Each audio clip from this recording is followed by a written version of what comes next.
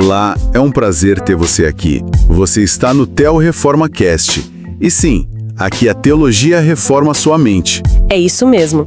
E hoje vamos mergulhar em um assunto que vai desafiar nossa percepção sobre a batalha espiritual e a verdadeira espiritualidade. A conversa de hoje começa com um alerta bem sério que a gente encontra em 1 Timóteo. Ele fala que nos últimos tempos, algumas pessoas simplesmente abandonariam a fé. Exato.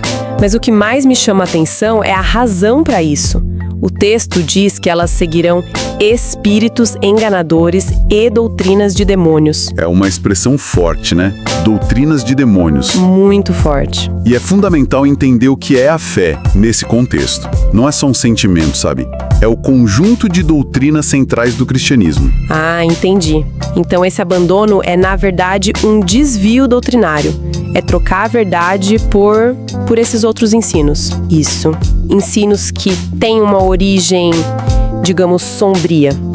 E a nossa reflexão de hoje, aliás, foi muito inspirada por algumas ideias do livro Reflections on 1 Timothy. Sim, ele ajuda muito a gente a pensar. Ele nos ajuda a pensar sobre como essas tais doutrinas de demônios não são necessariamente coisas óbvias, chocantes. Elas podem ser bem sutis. E pra gente entender as doutrinas, acho que a gente precisa entender primeiro os professores, né? Quem são esses demônios?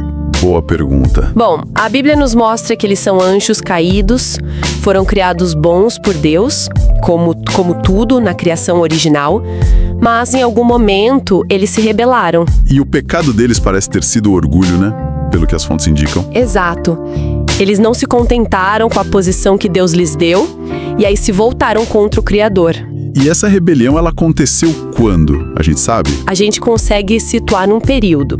Foi em algum momento entre a criação perfeita de Gênesis 1... Certo, onde tudo era muito bom. Isso, e a tentação de Eva, lá em Gênesis 3. Foi nesse intervalo. E a natureza deles é marcada pela mentira. Totalmente. O Novo Testamento descreve Satanás, que é o líder deles, como homicida desde o princípio e, mais importante, pai da mentira. Então, o engano é a principal ferramenta, a principal arma. Com certeza. E eles continuam ativos, sabe? Disseminando falsas doutrinas no mundo. E é aqui que a coisa fica prática. E para mim, até surpreendente, porque o texto de 1 Timóteo dá 2 exemplos bem específicos de doutrinas demoníacas. E são exemplos que, à primeira vista, podem confundir. Muito. Ele fala em proibir o casamento e ordenar a abstinência de certos alimentos. Aí alguém pode pensar, ué, mas qual o problema disso? Parece até uma disciplina espiritual elevada. Exato, esse é o ponto. E aí que mora o perigo. O problema não é o ato em si, mas a motivação.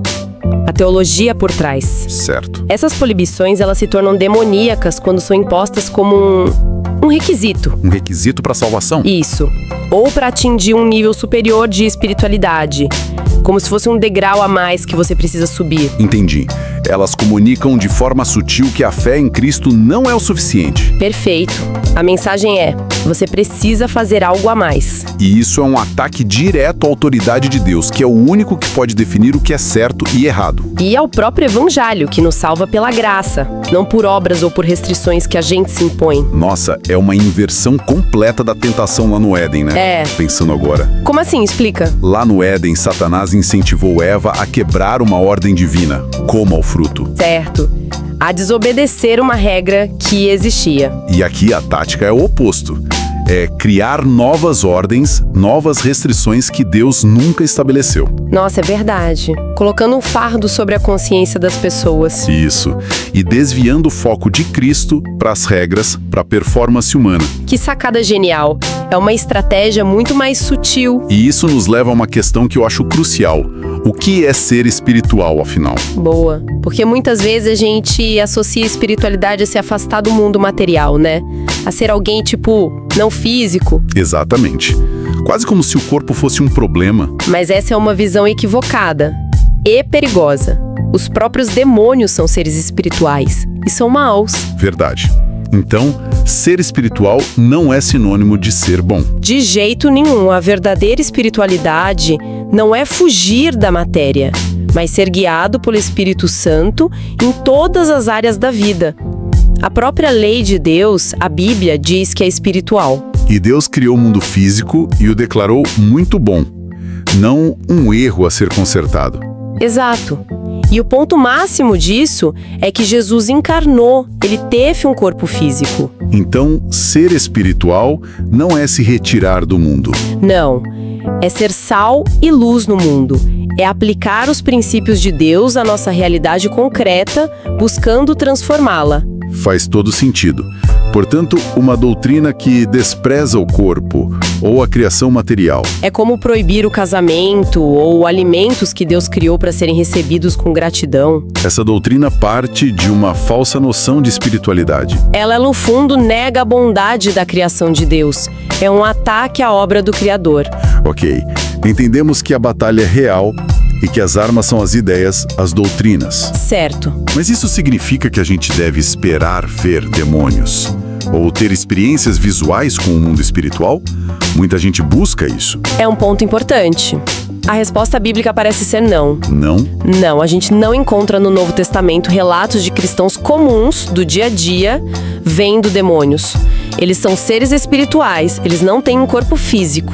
E quando Jesus e os apóstolos confrontaram essas forças? A interação era com as pessoas que estavam sendo afligidas, não com aparições. Ah, eles viam os efeitos, não os seres em si. Exatamente. A nossa luta não é visual. A Bíblia nos orienta a resistir ao diabo, a nos vestir com toda a armadura de Deus, Para ficarmos firmes contra as ciladas, as estratégias, as mentiras, as falsas doutrinas. A batalha se trava no campo da verdade e da obediência, então, não no campo da vidência. Perfeito. É uma batalha de cosmovisões, de narrativas. Verdade contra mentira. Certo.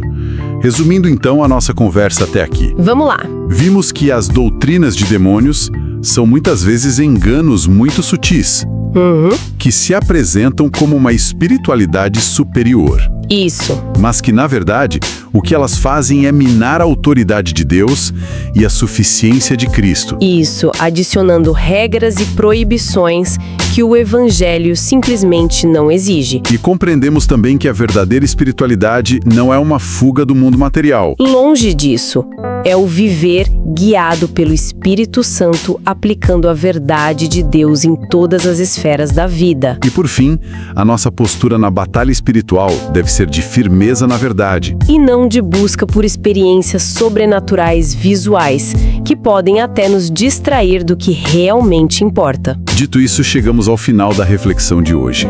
E não se esqueça de ativar o sininho para ser notificado sempre que uma nova reflexão for ao ar.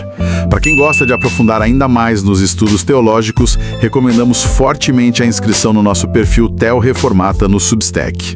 Lá você terá acesso a todo o nosso acervo de conteúdos e receberá nossa newsletter diretamente no seu e-mail com cada nova publicação. Muito obrigado pela sua companhia, um grande abraço e até a próxima.